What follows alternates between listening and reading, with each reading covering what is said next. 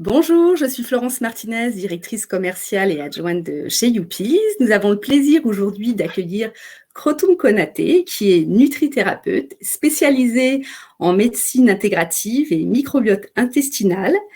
Krotoum nous parlera de l'alimentation saine et équilibrée et donnera ses précieux conseils en matière d'immunité qui, pendant cette période si particulière, est important. Krotoum, je te laisse la parole. Ok, merci Florence.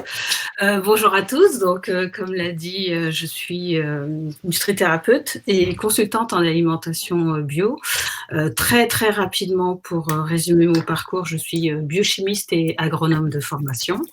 J'ai travaillé beaucoup dans le domaine agricole. J'ai dirigé pendant 13 ans un institut de recherche en agriculture biologique. Puis, j'ai contribué à lancer l'Institut d'alimentation bio pendant 2 ans.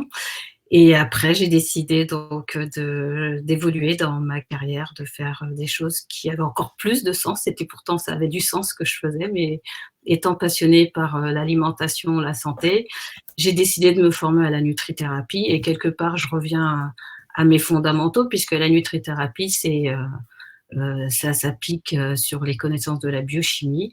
Et donc, de chercher à ce que l'organisme fonctionne de façon optimale. Et donc de remettre on va dire le digestif au cœur de la stratégie. Et c'est vrai, donc je me suis spécialisée sur le microbiote intestinal et je fais donc ce qu'on appelle des tests respiratoires du microbiote. Et donc je m'appuie en fait sur vraiment l'état du microbiote pour vraiment contribuer et accompagner en tout cas le bien-être et le système immunitaire des personnes. Donc aujourd'hui, on va parler de l'immunité et du microbiote, mais surtout de l'alimentation. Donc je vais dérouler mon discours. Alors si vous voulez, à la fin, je pourrais vous envoyer, pour ceux qui le souhaitent, peut-être on verra avec Florence, soit par Youpies at Work ou peut-être directement sur LinkedIn, vous pourrez me contacter et je vous enverrai peut-être une synthèse, puisque j'ai quand même fait une petite synthèse des propos que je vais développer aujourd'hui. Et donc, on va d'abord parler rapidement du couple microbiote-immunité, parce que voilà, il ne faut pas les dissocier, les deux vont ensemble.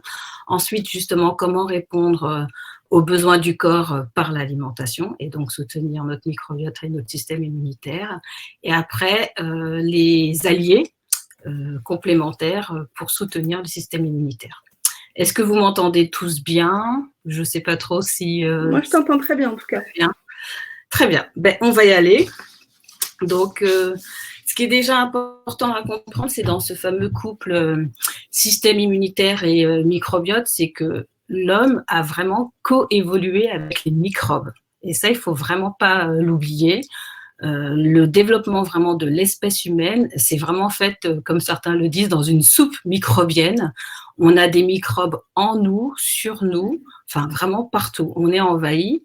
Et c'est vraiment ces microbes qui ont aidé à éduquer et à structurer notre système immunitaire. Et il ne faut vraiment pas l'oublier.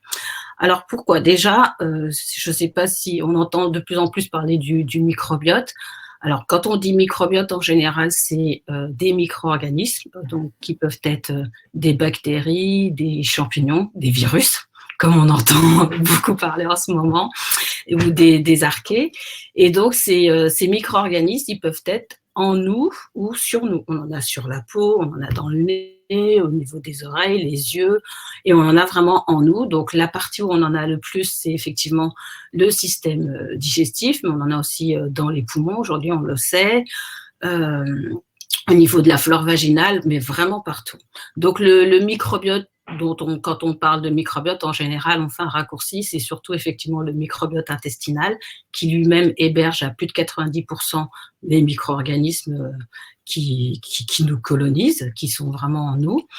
Et donc, on sait aujourd'hui que le système immunitaire, effectivement, il est hébergé à plus de 70% dans le microbiote intestinal. Donc, c'est pour ça que je vous parle de ce fameux couple, parce que les deux vont ensemble. Le système immunitaire, il s'est développé avec les bactéries qui nous habitent.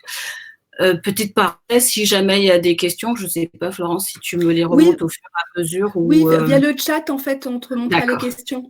Très bien. Et donc, c'est aujourd'hui donc le microbiote qui est composé, donc je vous l'ai dit, bactéries, archées, virus, champignons, donc plutôt une grosse partie des bactéries. Aujourd'hui, on arrive à identifier un certain nombre de rôles de ce microbiote, et notamment, effectivement, une de ses premières fonctions, c'est vraiment ce rôle de barrière, donc de nous protéger des agents infectieux ou pathogènes, etc. Encore faut-il effectivement que ce microbiote soit lui-même composé de bonnes bactéries. Alors, quand je dis bonnes, d'ailleurs, je devrais faire attention parce qu'on a tendance un peu à scinder en parlant de bonnes et de mauvaises bactéries.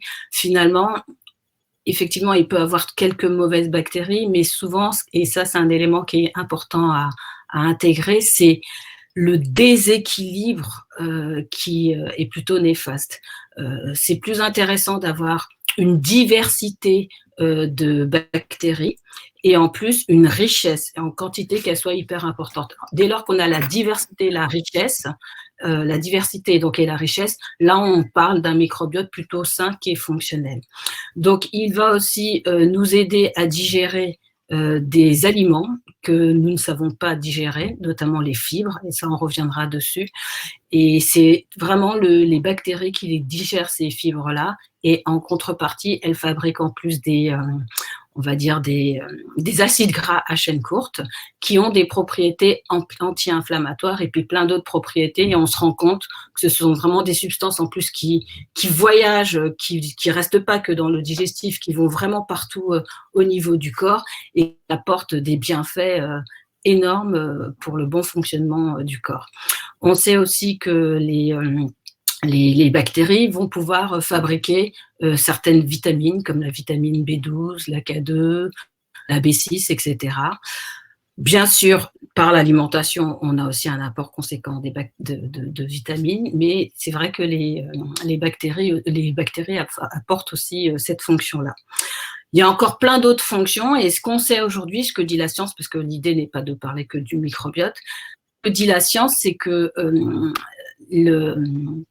un microbiote riche, diversifié et équilibré contribue en tout cas à une bonne santé. Et aujourd'hui, on se rend compte qu'un certain nombre de pathologies, que ce soit de l'obésité, que ce soit du diabète du type 2, que ce soit du psoriasis, que ce soit des maladies inflammatoires intestinales, donc ça peut être la maladie de Crohn, la rectocolite hémorragique, etc., que ce soit de l'asthme, que ce soit donc des allergies qui sont respiratoires ou alimentaires, de plus en plus on se rend compte que souvent il y a un microbiote qui est déséquilibré.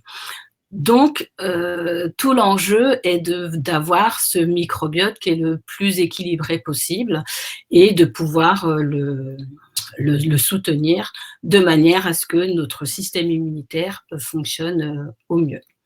Alors, quand on parle aussi de système immunitaire, c'est aussi important aussi juste de distinguer deux aspects. Il y a vraiment l'immunité, qui est vraiment la capacité de l'organisme à se défendre contre, on va dire, un agent pathogène. Donc, ça peut être effectivement des virus, ça peut être des bactéries, ça peut être des polluants environnementaux, etc. Donc, ça, c'est ça peut être donc une infection, ça peut être une coupure, ça peut être donc des polluants, comme je vous l'ai dit. Et là, donc, le corps, il est capable de se défendre par rapport à cette agression. Et puis, il y a vraiment ce qu'on appelle le système immunitaire, qui est un ensemble d'organes. En général, ces organes, ce sont la rate, les amygdales, le thymus, au moins jusqu'à un certain âge, la moelle osseuse, etc., et qui mettent en place toute une stratégie de défense, tout un mécanisme en tout cas de défense. Et là, ce qui est hyper important, c'est cette capacité qu'a le corps à distinguer le soi, ce qui appartient à mon corps, mais ce qui appartient à mon corps est aussi les habitants qui me colonisent, donc mes bactéries, et puis ce qui n'appartient pas à mon corps et qui ne va pas être bénéfique pour le corps. Et souvent, quand on commence à avoir des problèmes immunitaires, des maladies auto-immunes ou des problèmes d'allergie, etc., c'est parce que le corps ne fait pas bien cette distinction entre le soi et le non-soi. Et donc, entre certaines substances qui devraient faire partie du soi et que finalement, il ne reconnaît plus et puis du coup, il peut disjoncter. Je n'irai pas plus loin par rapport à l'immunité et ce fameux couple microbiote immunitaire. Mais je trouvais important, en tout cas, d'introduire le propos sur cette base-là pour que ce soit clair. Et donc, vous comprenez bien que pour qu'un corps fonctionne bien, il faut pouvoir répondre à ses besoins et donc nourrir réellement les cellules, nourrir réellement le microbiote, de manière à ce que le système immunitaire soit le plus optimum possible. Ça, c'est hyper important à comprendre. Est-ce que c'est clair pour l'instant ? Très, très clair, Krotoum, merci. Donc, de quoi, pour pouvoir répondre aux besoins du corps, il est important du coup de lui apporter une véritable alimentation. Et quelle alimentation ? Donc, c'est dommage, je ne peux pas avoir vos réponses directement, mais je vais… Mais n'hésitez pas à intervenir et poser vos questions. Pas, en tout cas, tout à fait.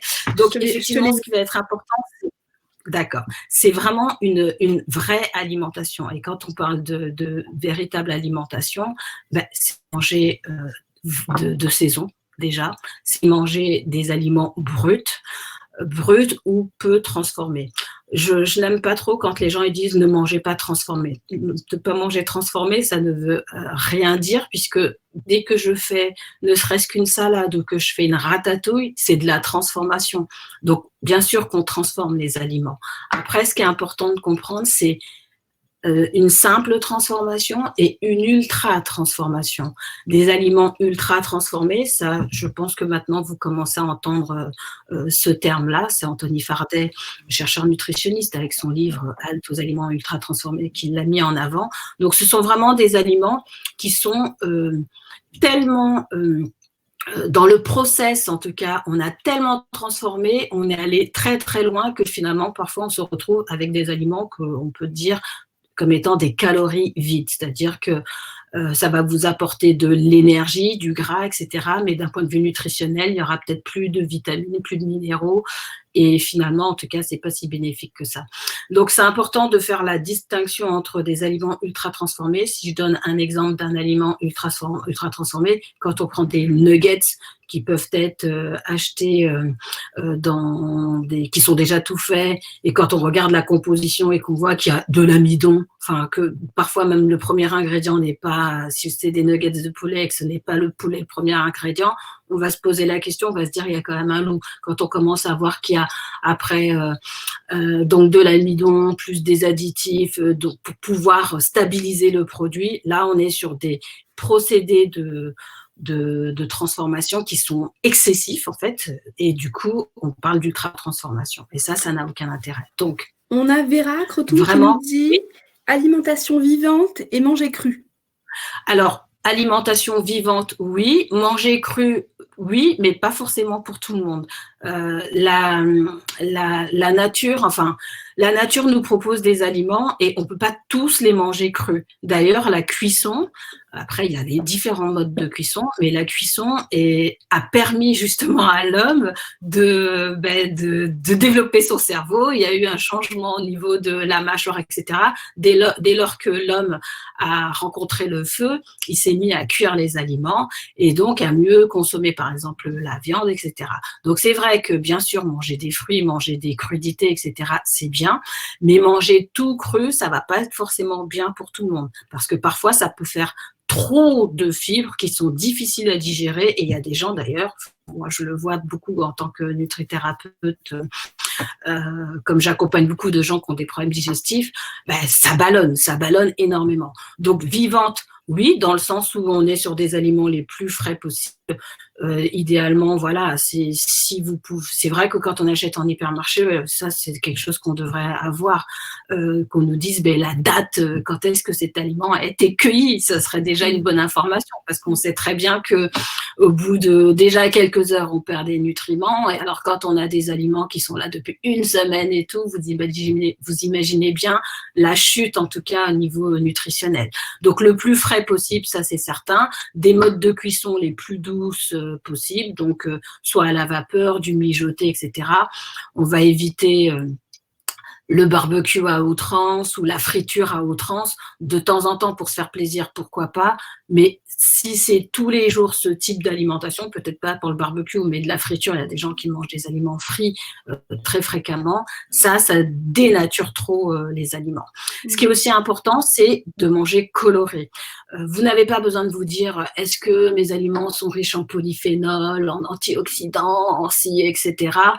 Dites-vous que si votre assiette elle est colorée, différentes couleurs, vous êtes sûr d'avoir différents nutriments qui vont être bénéfiques pour votre organisme. Donc d'avoir de l'orange, du rouge, du vert, etc. D'abord c'est super beau à voir, et en plus c'est vraiment bénéfique pour la santé. Si on peut, oui. J'ai 2 remarques. Donc j'ai Evelyne là, qui nous dit le cru peut être difficile pour les intestins. Ouais. Et ensuite, j'ai Jean-Philippe qui nous dit quid de la cuisson à la plancha ou au wok. Le wok, c'est comme c'est des cuissons qui sont minutes. Dans ce cas-là, en principe, c'est pas trop délétère. Après la plancha, c'est sûr que si vous laissez hyper longtemps, je dirais l'aliment sur la planche, je pense que ça revient presque au barbecue. Le wok est moins néfaste parce que les aliments, c'est vraiment une cuisson effectivement à haute température, mais très très rapide, donc ça reste un mode de cuisson qui reste intéressant.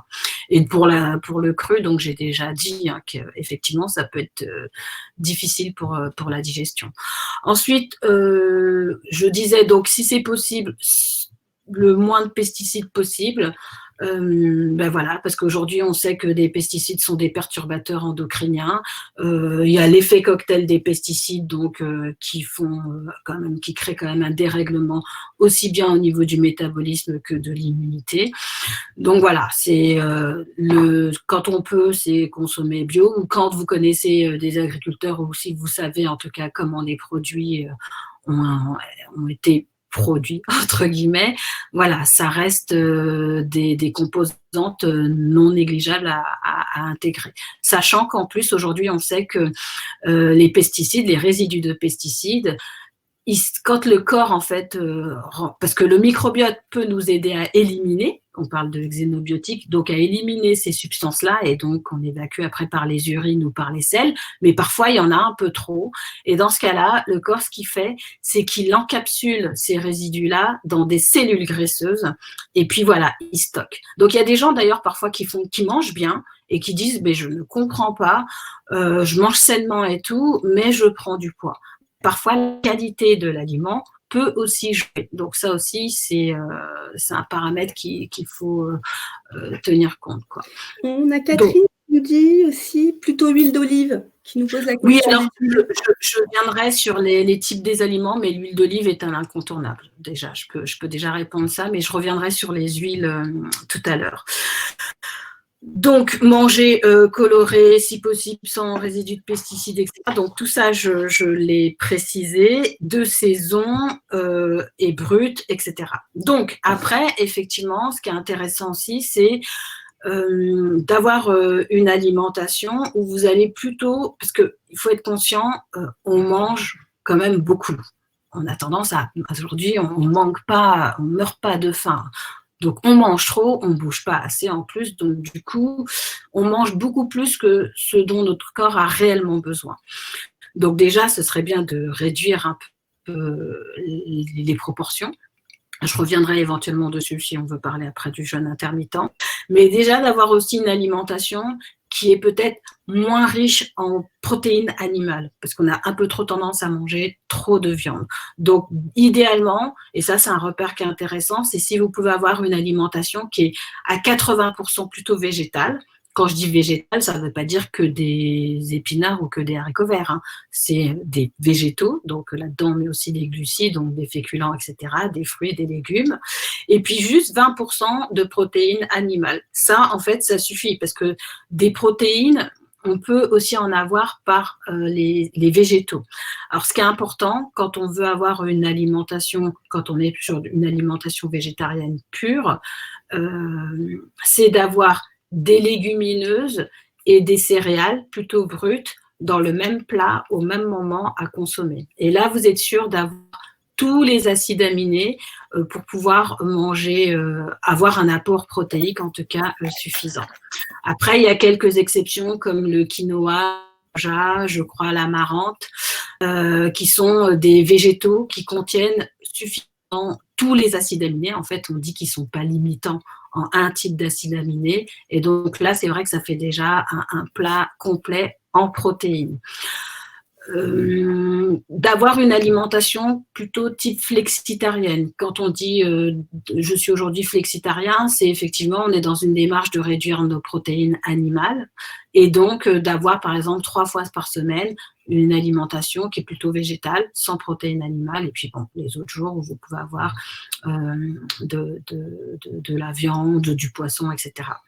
Sur le type de protéines animales, ce qui est aussi intéressant, effectivement, on a eu beaucoup de polémiques sur les viandes rouges.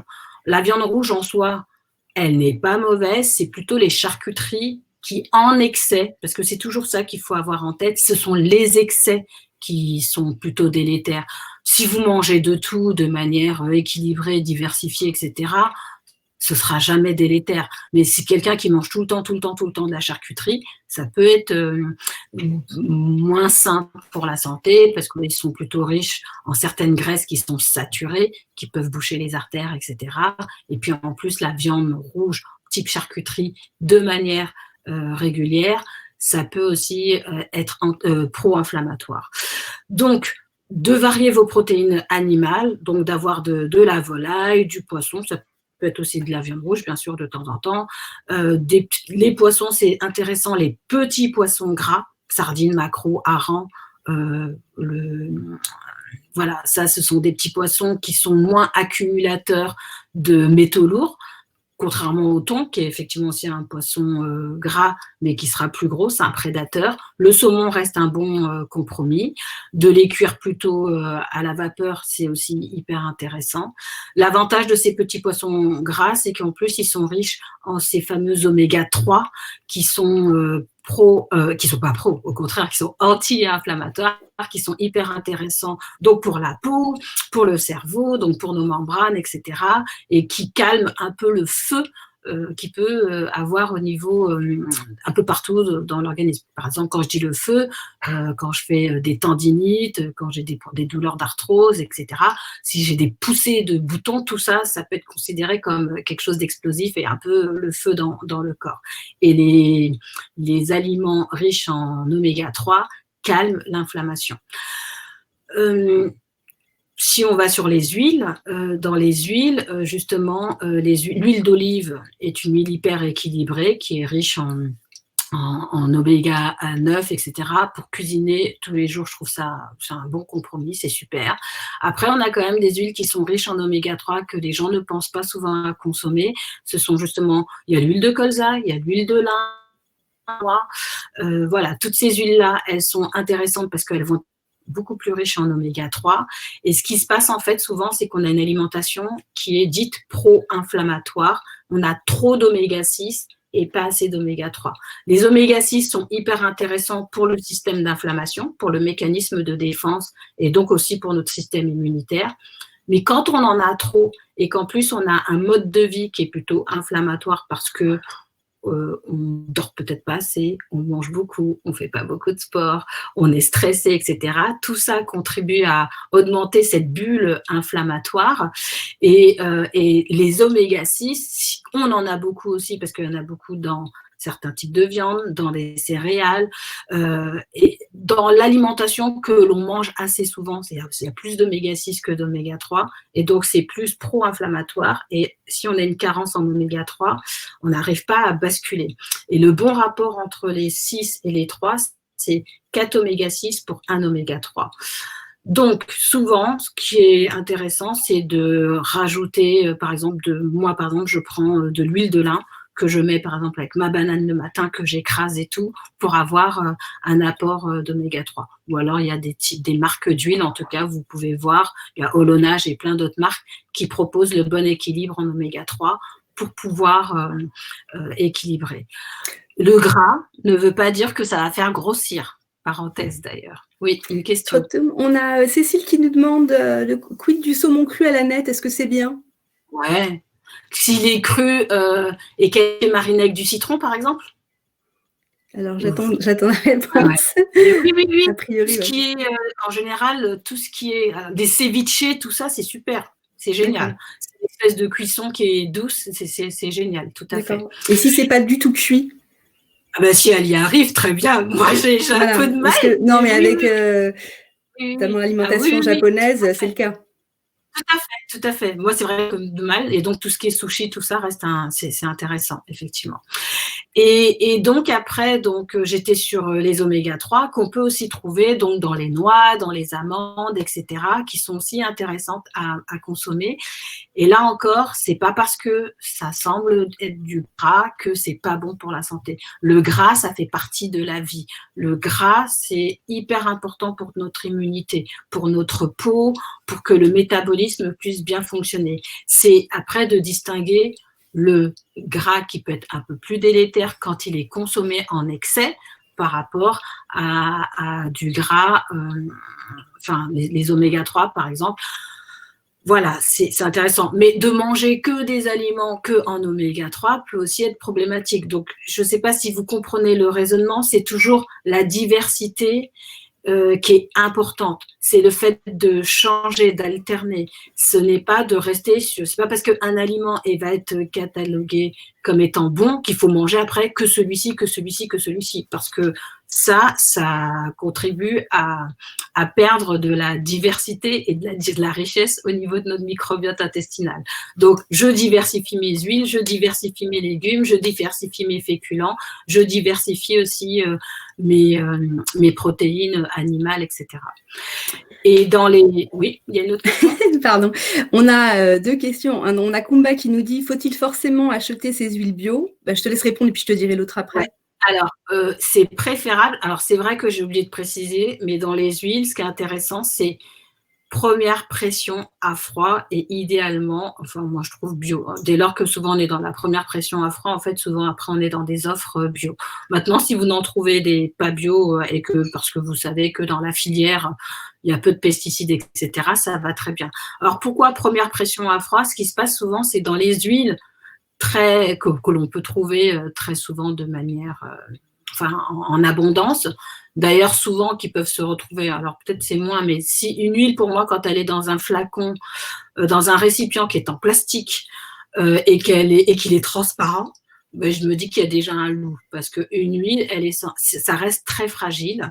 Donc, ça doit être dans un contenant en verre et c'est plutôt opaque. Et quand on est sur de la première pression à froid, donc ce sont des huiles, par exemple, si je prends de l'huile d'olive, elle a été pressée vraiment... ça peut être des pierres pour vraiment presser ou ils ont des systèmes plus modernes et là on récupère vraiment l'essentiel, l'essence du fruit, notamment l'olive, et ce n'est pas chauffé, on est sur quelque chose qui est à 42-45 degrés. Alors que souvent, les extractions un peu classiques, quand c'est pas précisé première pression à froid, ça peut être chauffé jusqu'à 200 degrés. C'est une extraction à l'hexane, donc c'est un solvant, pour pouvoir récupérer un maximum l'huile, et puis du coup, on n'est pas sûr qu'il n'y ait pas de résidus de ce solvant, mais surtout, c'est que ça a été chauffé à 200 degrés. Donc franchement, à 200 degrés, qu'est-ce que vous allez conserver? Donc pour moi, toutes les vitamines, elles sont parties en vacances depuis longtemps, les minéraux, etc. Donc ça reste des huiles qui sont neutres. Et d'ailleurs, c'est pour ça qu'elles peuvent tenir dans un flacon en plastique transparent, parce que de toute façon, elles sont plutôt inertes, quoi. Alors qu'une huile, d'ailleurs, une bonne huile d'olive, elle évolue avec le temps, elle peut se rancir, etc. Parce que quelque part, au bout d'un moment, elle a une espèce de stabilité qu'elle perd. Le produit est vivant. Donc moi, je reste sur première pression à froid et plutôt bio parce que je voudrais avoir le moins de résidus de pesticides. Alors, et la deuxième question? Pardon. Alors, en fait, entre-temps, il y en a eu 4 autres. Je te les mets au fur et à mesure. Donc, tu as Jean-Philippe qui nous dit, pouvez-vous nous parler des durées de conservation des fruits et légumes au frigo? Personnellement, j'essaie de vider le réfrigérateur jusqu'aux prochaines courses. Et je te dirai. Moi, alors, c'est pas évident. Il y a beaucoup, pour tout ce qui est fruits et légumes, c'est vrai que c'est mieux si c'est consommé dans la semaine, quoi, parce que on sait très bien que ça, voilà, on a une perte, mais vraiment assez colossale des nutriments, vraiment, même si c'est au frigo. Donc, d'ailleurs, la surgélation, parfois, est aussi un compromis, parce que, ben voilà, ça bloque, et ça permet en tout cas de préserver, même si on perd une partie des nutriments. Oui, bah, justement, Franck nous demandait là, si c'était plus intéressant dans certains cas de consommer des surgelés plutôt que 3-4 heures après la cueillette, plutôt que des frais consommés plusieurs jours après. Ça rejoint ce que tu dis.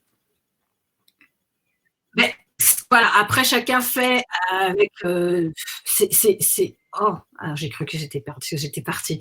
Effectivement, c'est pas simple. Je pense qu'on a tout, c'est-à-dire que il y a la surgélation, il y a la congélation, il y a le frais, il y a aussi les bocaux, il y a les aliments fermentés. Tout ça, ce sont différents types de moyens de conserver les aliments, et dans l'idéal, c'est de les consommer le plus vite possible, sauf effectivement quand c'est surgelé. Par contre, les aliments fermentés, là, c'est différent puisque il y a tout le processus de fermentation, donc il faut attendre quand même un certain nombre de jours. Et là, parfois, effectivement, on peut avoir, par exemple, quand on parle des légumes lacto-fermentés, etc., du coup, il peut avoir plus de vitamines, plus de minéraux qui sont rajoutés, qui sont apportés du fait du travail des bactéries qui ont contribué à fermenter les aliments. Et là, du coup, ça devient intéressant. Mais par contre, il ne faut pas manger des quantités. Encore une fois, il faut diversifier, c'est hyper important. Je te redis la question d'après. En fait, on a Sylvie qui nous dit « J'ai beau savoir en théorie plein de choses pour avoir une alimentation saine, j'ai du mal à l'appliquer au quotidien et je mange trop de sucre. Avez-vous des trucs ?» Alors, c'est vrai que effectivement, alors en plus en étant confiné, on est encore plus attiré d'aller ouvrir le frigo et tout le monde, enfin c'est difficile. Après, dans les astuces, c'est effectivement d'aller plutôt consommer des aliments qui sont rassasiants, plutôt que des aliments qui sont très raffinés. Donc, par exemple, des aliments riches qui ont plutôt un indice glycémique qui est plutôt bas, c'est-à-dire d'aller manger quand le digestif le permet, parce qu'effectivement, tout le monde n'est pas pareil, mais quand on peut, d'aller sur des légumineuses, des céréales plus complètes, etc.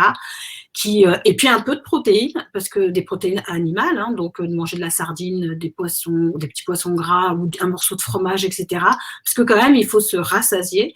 Mais après, quand on a mangé suffisamment, sans pour autant sentir qu'on est jusque-là, hein, il faut trouver le juste milieu. Il y a le principe de Arashibu, de se dire je m'arrête à 80%. Donc, un secret, c'est la mastication. C'est hyper important. Le fait de prendre le temps de mastiquer. Et quand je dis mastiquer, c'est pas 1, 2, 3, 4 et j'avale. C'est ce que fait tout le monde. C'est au moins, et ça c'est le compromis que j'accepte un peu, c'est au moins 20 fois. Mais vous verrez que si vous suivez le principe qui est quand même de se dire, avant de déglutir, je fais en sorte d'avoir presque un aliment, presque du liquide dans la bouche, en fait, il faudrait mastiquer au moins 30 à 40 fois pour avoir ce stade-là. Mais au moins, vous commencez réellement le vrai job de la digestion, parce que ça commence là, dans la bouche, avec la mastication. Donc, vos dents, elles ont une fonction. Ça va aider à la sécrétion d'enzymes et de salive, etc., qui vont commencer à découper les nutriments. Après, ça va arriver à l'estomac. Ensuite, l'estomac avec l'acide chlorhydrique qui va continuer à découper les aliments. Ensuite, ça arrive à l'intestin. Et là, tout a été super bien découpé, le stomac a fait son job. Du coup, les aliments seront réellement assimilés, puisqu'à plus de 90%, ça se passe au niveau de l'intestin grêle. C'est là que se fait les absorptions des nutriments. Et si vous prenez le temps donc de mastiquer, de manger en conscience, sans être stressé, et donc vous allez avoir réellement la satiété. Si c'était des aliments qui étaient suffisamment rassasiants, eh ben, vous pouvez tenir facilement 4 heures et vous allez petit à petit vous détourner de certains types d'aliments qui sont sucrés. Après, c'est vrai que moi, quand les gens disent « ouais, mais je me sens addict au sucre », ouais, le sucre, c'est comme une drogue. D'ailleurs, il y a des essais qui ont été faits avec des souris, qu'on avait shooté certaines à la cocaïne et puis d'autres qu'on avait rendues accro au sucre. Après, on leur a laissé le choix. Bon, ben, tu choisis le sucre ou la cocaïne? Vous croyez qu'elles sont allées où, les souris? Elles ont choisi le sucre. Le sucre agit sur le même circuit de récompense que la cocaïne, etc. Donc, c'est quelque chose, voilà, quand on est tombé dedans, c'est hyper compliqué. Donc, le sevrage doit se faire effectivement en douceur, donc d'aller se tourner vers des aliments qui sont moins apport de sucre. Alors, c'est pas que le goût sucré. Parfois, un pain blanc, une baguette, c'est un aliment sucré. Et d'ailleurs, quand on sort du boulanger, qu'on a une baguette chaude et qu'on commence à la manger, le temps de rentrer à la maison, on peut très bien l'avoir terminée. C'est bon et ça peut être addictif.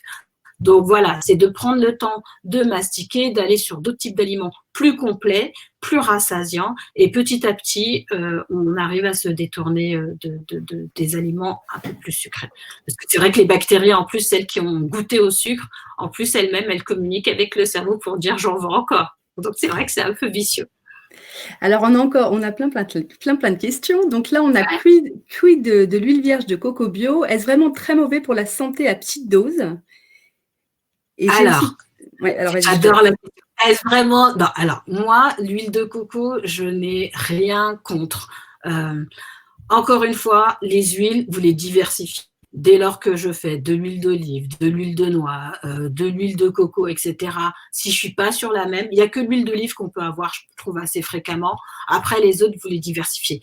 Et l'huile de coco, effectivement, vierge, effectivement, c'est important. Ce qui est intéressant, c'est qu'elle est riche en acides gras à chaîne courte.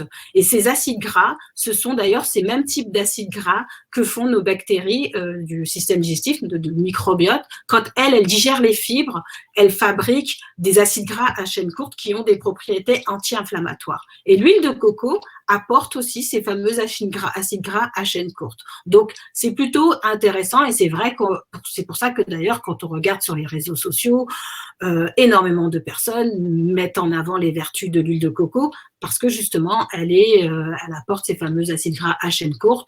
Même si c'est une graisse saturée, effectivement, elle n'a pas cette polémique de boucher les artères, etc.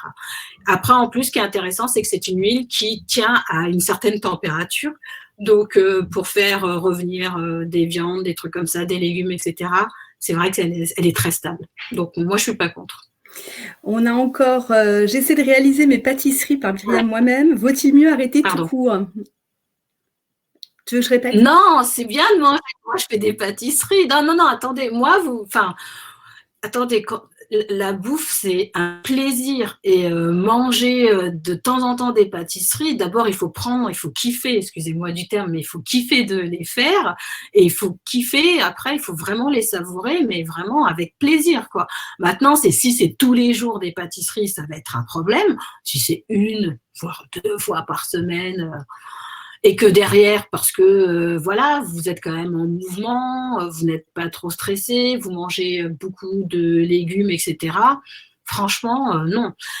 Un repère aussi qui est hyper intéressant, c'est dans la composition de votre assiette, c'est de vous dire, j'ai au moins 50% de végétaux, de fruits, enfin de légumes surtout, peut-être un petit peu de fruits, et puis d'avoir un quart de protéines qui peuvent être végétales ou animales, et un quart, on va dire, c'est quoi le dernier, les protéines, les glucides, pardon, donc des glucides, donc un féculent. Donc ça, c'est une répartition qui est hyper intéressante à avoir en tête et de faire en sorte qu'elle ait pas mal de couleurs.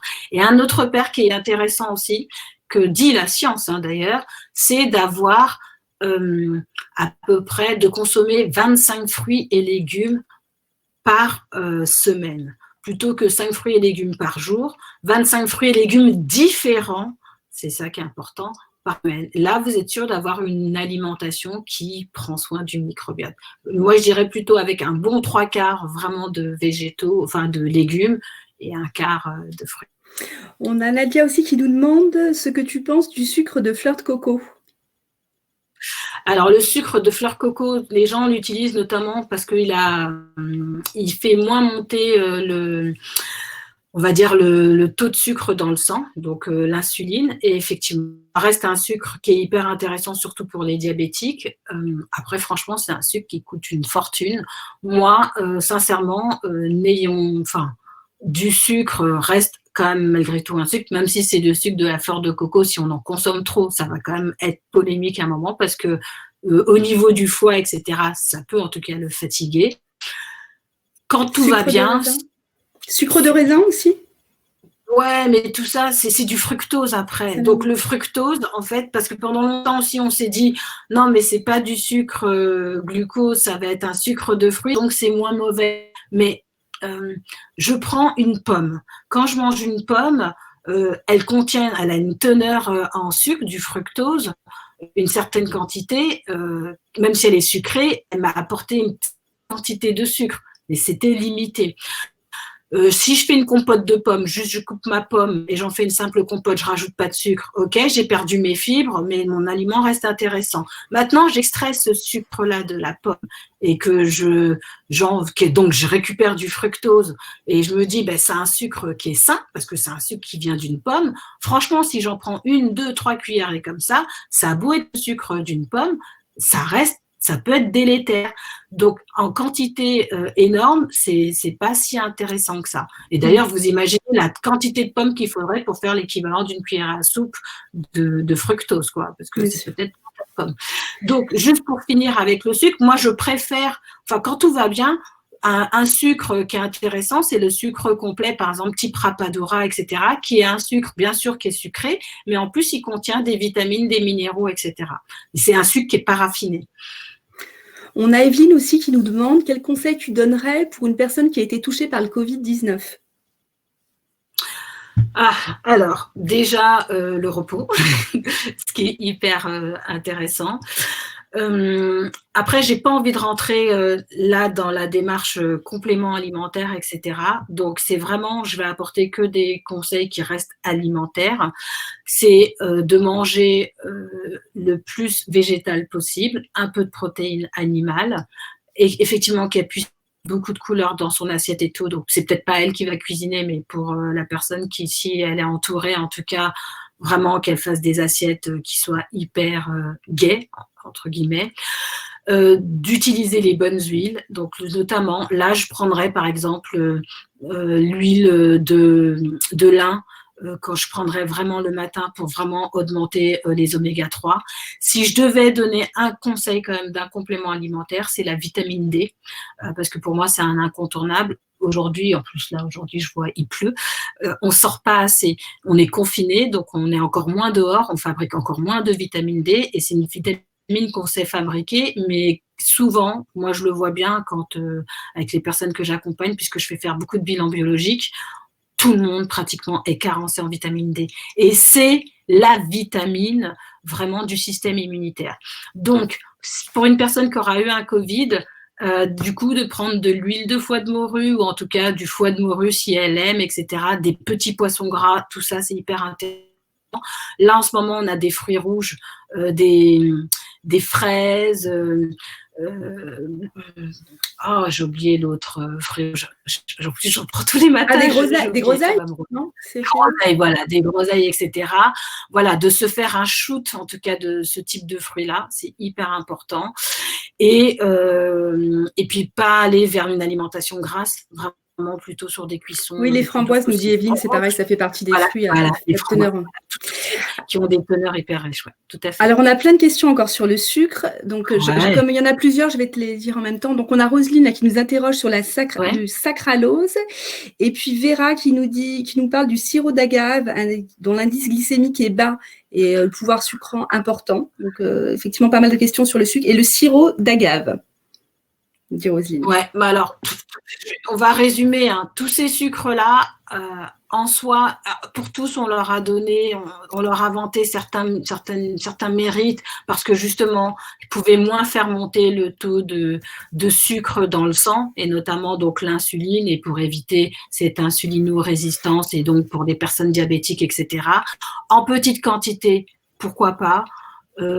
Si après on se dit, parce que le piège avec ce type de sucre, parfois les gens se disent ils sont moins mauvais, donc du coup ils peuvent avoir la main un peu plus lourde. Et ça, c'est surtout pas, il faut pas tomber dans ce piège-là. Et en soi, ils sont pas mauvais. Moi, je trouve qu'ils sont plus coûteux. S'il n'y a pas de problématique, en tout cas, il n'y a pas de problème de santé particulier, restez sur des sucres simples. Maintenant, d'avoir sirop d'agave, la stevia, etc. Le sirop d'agave, d'ailleurs, il y avait à un moment des polémiques parce que c'était dans le process de fabrication de ce type de sucre. Alors là, j'ai oublié, mais on était sur quelque chose qui n'était pas si sain que ça dans l'extraction et tout. Donc, restez vraiment sur des sucres. Voilà, moi je vous ai dit, le rapadura, moi je trouve ça un incontournable qui est vraiment bien, quoi. Alors on a encore d'autres questions. On a une question notamment sur le pain. Quel pain faudrait-il privilégier, nous demande Laurence. Alors, moi le pain, ce que je trouve intéressant, c'est le pain au levain, avec des farines complètes, idéalement, mais alors là, je pousse un peu si on peut être sur des variétés même anciennes de blé ou de céréales, et si possible bio. Alors pourquoi ? Parce que l'autre versus, ça pourrait être un pain complet à la levure non bio. Ce qui se passe quand c'est un pain au levain, on est sur le levain, c'est vraiment c'est un probiotique, hein, donc on est vraiment sur quelque chose de vivant. Et le levain a cette capacité à neutraliser. Alors, parenthèse avant, du coup, il faut que je précise que quand on mange des céréales complètes, des légumineuses, etc., elles contiennent ce qu'on appelle des phytates, l'acide phytique. Ce sont des substances que la plante a développées. C'est une stratégie pour elle parce qu'elle ne peut pas s'enfuir en courant. Donc, elle se protège en fabriquant ce type de substances-là, notamment pour être moins attaquée par certains prédateurs. Il se trouve que l'homme est un prédateur de la plante. Nous, on ne meurt pas en consommant des phytates, mais parfois, à forte dose, ça peut un peu titiller le digestif, l'immunité, etc.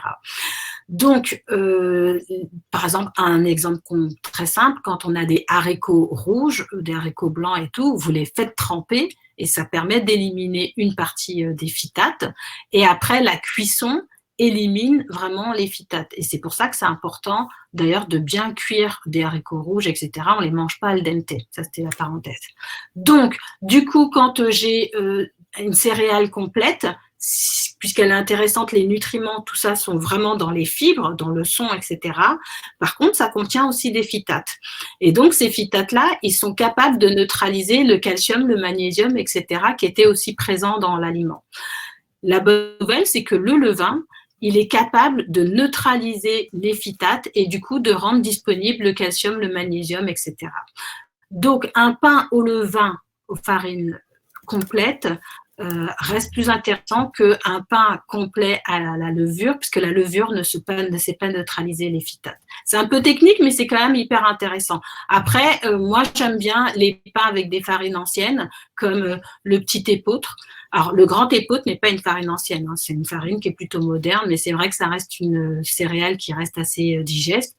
Après, on peut aussi prendre du pain de sec pour ceux pour qui ça passe bien. Le blé, quand on est sur des variétés anciennes de blé, ça va très bien. Et après, on peut aller vraiment sur des pains sans gluten. Donc, ça peut être du pain au sarrasin, du pain avec de la farine de riz, de la farine de maïs, etc. Enfin, aujourd'hui, on a une créativité de toute façon avec les pains sans gluten. Maintenant, quand on n'a pas de problème avec le digestif, des pains en gluten, variétés anciennes, moi je trouve c'est hyper intéressant. Et encore une fois, ce qui est important, parce que même les gens qui font parfois des intolérances au gluten, c'est que quand on commence à écouter, enfin, à identifier tout le parcours, ben on se rend compte que la personne, elle mange du pain le matin, elle en mange le midi et parfois elle 4 heures. Donc là, ça fait un peu trop de pain. Vous vous souvenez, je dis diversifier. Donc, dans la diversification, c'est aussi de ne pas retrouver le pain sans arrêt. Et quand même, on a une alimentation quand même qui est assez riche en gluten.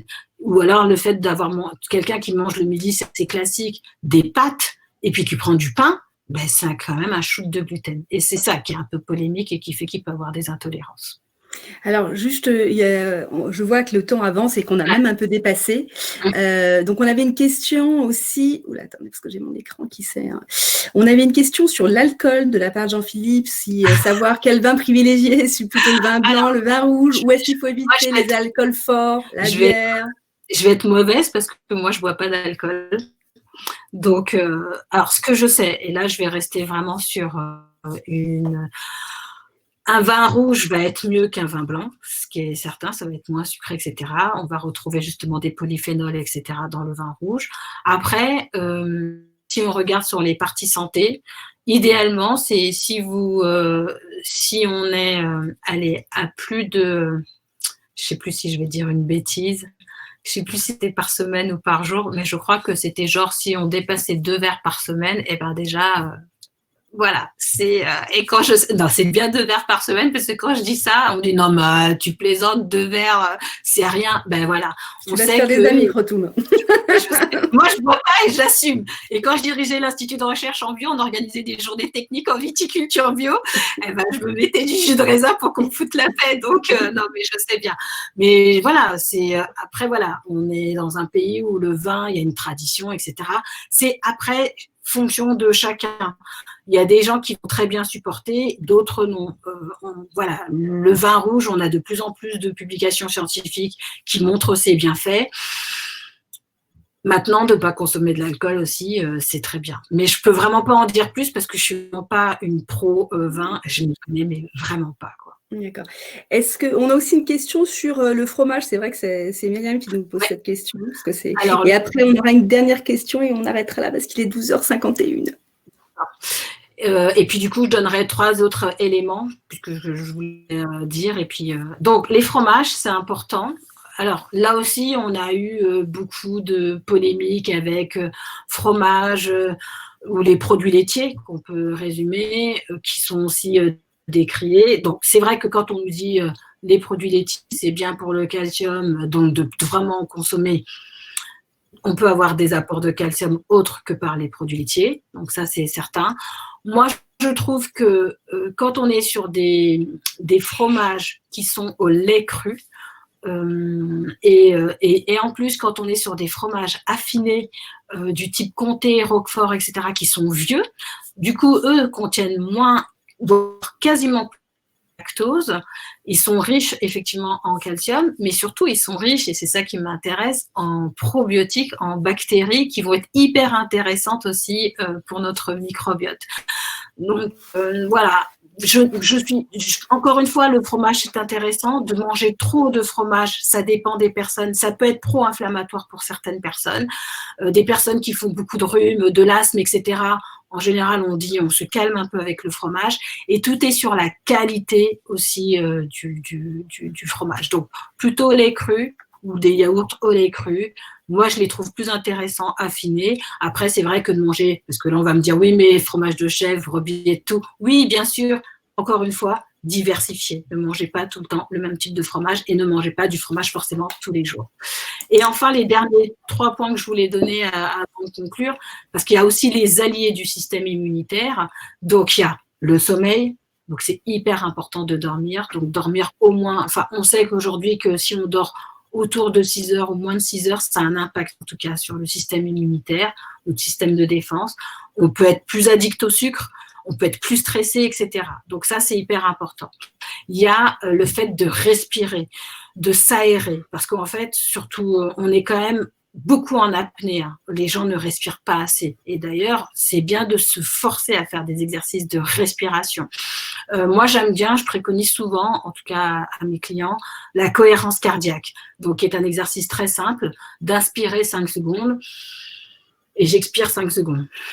Et je fais ça pendant 5 minutes. Et là, voilà, on a un exercice de respiration où on fait en sorte de faire ça au calme, en essayant de ne pas cogiter c'est quoi ma prochaine conf call, j'ai la liste des courses, etc. On fait quand même le vide dans sa tête, se prend ce moment pour soi et idéalement de le faire 3 fois par jour, c'est hyper intéressant. Ça permet de réduire le stress, ça permet, pour des gens qui ont des problèmes de diabète, de surpoids, etc., c'est des stratégies de perte de poids. Donc, il y a ça. Il y a, je vous ai dit, la mastication, ça, je ne vais pas le redire, et le sommeil. Et puis, le dernier élément, qui n'est pas négligeable, mais c'est d'être en mouvement, donc de faire du sport. Donc, après, il vaut mieux faire tous les jours un peu qu'une fois 1h40 une fois par semaine. C'est plus intéressant en tout cas de faire régulièrement des petites séquences que vraiment une grosse séquence qu'une fois de temps en temps, quoi. Donc être en mouvement, c'est hyper important pour l'immunité. La sédentarité, ce n'est pas bon. Votre corps, il a besoin de régénérer au niveau de ses cellules, d'éliminer les toxines, etc. Donc je me nourris, je mange, donc en conscience, je respire, je bouge et je dors. C'est hyper important. Bon, bah, très bien. On avait une dernière question là sur la cuisson à la cocotte et puis après on va arrêter parce qu'il est 10h55. Alors, la cocotte minute, je suis pas. C'est Marina qui. Ouais, j'ai arrêté d'utiliser ma cocotte minute parce qu'en fait, c'est une grosse pression et en fait, moi j'ai le sentiment, je crois que je l'avais lu quelque part, mais que ça détruisait quand même pas mal de nutriments. Donc moi, j'ai rangé ma cocotte minute, elle est dans ma cave. Je m'en suis servi des années. Hein. Après, je regrette pas. Hein. Mais j'utilise plutôt soit de la cuisson à la vapeur ou du mijoté juste avec un couvercle. Mais j'utilise plus la cocotte minute. Et j'utilise pas le micro-ondes non plus. D'accord. Alors, Krotoum, tout le monde te félicite et te remercie pour toutes tes indications qui sont très, très claires. Donc, on te remercie. Alors, pour ceux que ça intéresse, en fait, Krotoum, elle consulte aussi vous pouvez la trouver sur Doctolib. Donc, son nom de famille, c'est Krotoum Konaté. Donc, n'hésitez pas à venir vers nous si vous voulez plus de renseignements. En tout cas, merci pour votre participation. C'était vraiment très, très dynamique et agréable de vous avoir avec nous. On vous souhaite une excellente journée. Merci beaucoup et prenez bien soin de vous. Et à bientôt. À bientôt, au revoir. Au revoir.